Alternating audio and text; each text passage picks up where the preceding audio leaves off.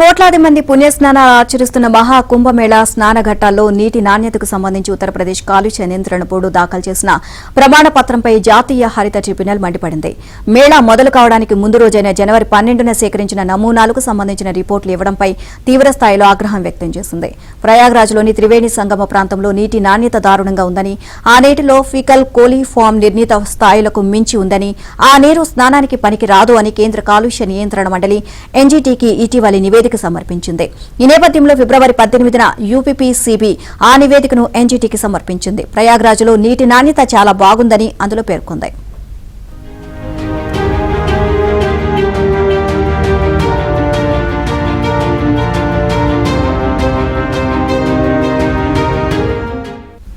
NGT chairperson justice Prakash Srivastava, judicial member justice Sudhir Agarwal, expert member A Senthil వెల్తో కూడిన bench 19న దీనిపై విచారణ జరిపింది. యూపీపీసీబీ తరపున వాదనలు వినిపించిన అదనపు అడ్వకేట్ జనరల్ గరిమా ప్రసాద్ నీటి నమూనాలు ఎక్కడ సేకరిస్తుంది అనే విషయంపై సిపి నుంచి తమకు ఎలాంటి సమాచారం లేదని పేర్కొన్నారు.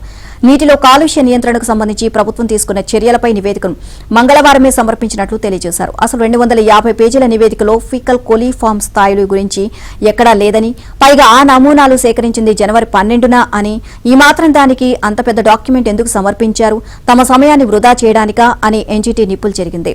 ఇక సిపి నివేదికతో వేధిస్తున్నారా, దాన్ని సవాల్ చేస్తున్నారా అని నిలదీసింది.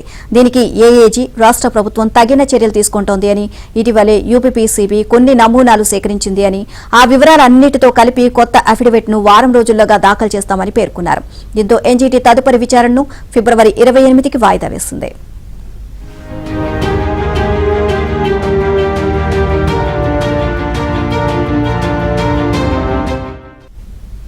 అటు మహాకుంభమేళాలో మహిళా భక్తులు స్నానం చేస్తున్న దృశ్యాలను రికార్డు చేసి ఆ వీడియోలను ఆన్లైన్లో విక్రయిస్తున్న ఘటనలు వెలుగులోకి వచ్చాయి. సదరు వ్యక్తులపై యూపీ పోలీసులు కొరడా జలిపిస్తున్నారు. 2 సోషల్ మీడియా ఖాతాలపై న్యాయపరమైన చర్యలు చేపట్టారు.